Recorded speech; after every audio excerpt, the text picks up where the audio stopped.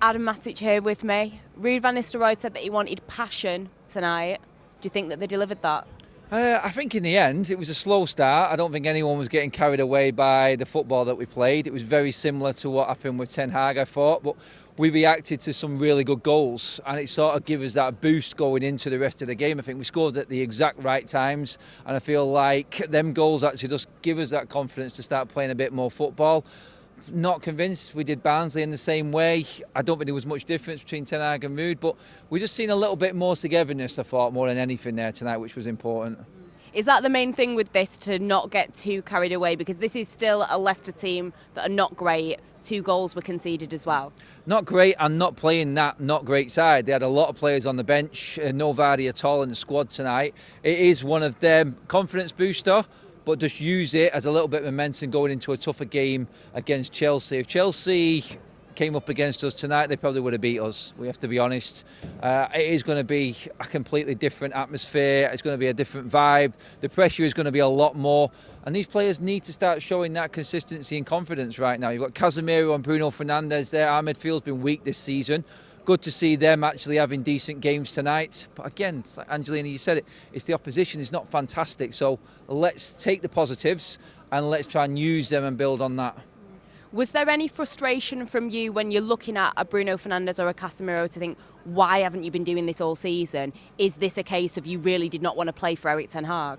Yeah, you're always going to think that, aren't you? But you look at Bruno Fernandes, he's always giving everything. He's lost his way a bit.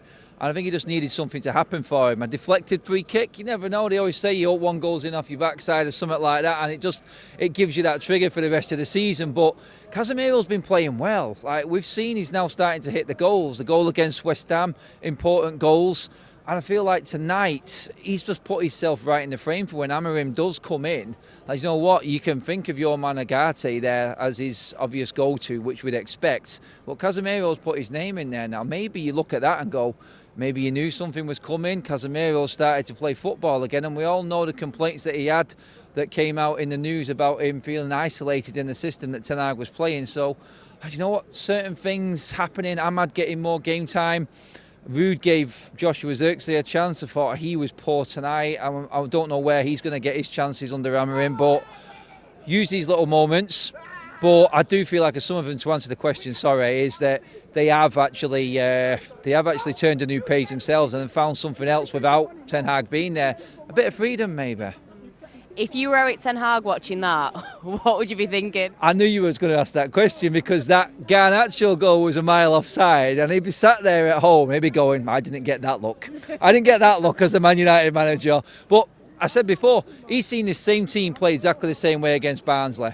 I'm not comparing Barnsley and Leicester, Premier League and League One, but Leicester were poor, like you said tonight. And it was just the same Ten Hag. We score fantastic goals. We have moments all of the time and we react from moments. That's it. There was no passages of play. We scored at the right time. We scored fantastic goals and we got a good win. Ruben Amorim, how do you feel about him potentially being Man United's next manager? I'm really happy. I think he is the right type of manager.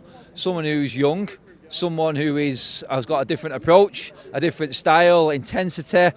I feel like he is a man that I didn't think we could get, which is probably a big thing for us. He's the best that's out there right now, and I feel like we're lucky that we're getting him. And it's impressive that Ineos have gone out quickly and got this done because we need it to happen. We needed that kick.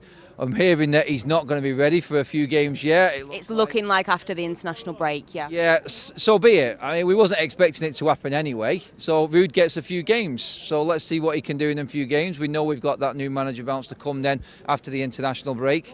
And we go on from there. But in terms of Amorim himself, I feel like he is the best that we could get. I'm looking forward to that intensity. The way that he looks after his players probably better than what Ten Hag does. The reaction he gets from his players looks like they're all on board with that vision. And if he can do what he did at Sporting at Manchester United, then we are going to go places. I think this team has got quality. And I think Amorim's probably the best man to get it out of him that's out there right now. So I'm really happy with the appointment. I'm happy it's been done quick. Everything else has been put to bed. Ten Hag is gone. We move on. And hopefully we have turned that page. And finally, if Ruud van Nistelrooy has a great display in these next couple of games that he's got, Ruben Amorim seems to have a backroom staff that he will be bringing. He seems very set on that backroom staff. Do you think that it would be unfair to Ruud if he didn't get a spot? Or do you think that maybe Ruud's plan all along was to come here, give a good account of himself and maybe move on to a different position in management? I think he's sensible. He said it from the start. He wasn't here to take the job. He came in under Ten Hag as a number 2. I don't think he was expecting to be the manager.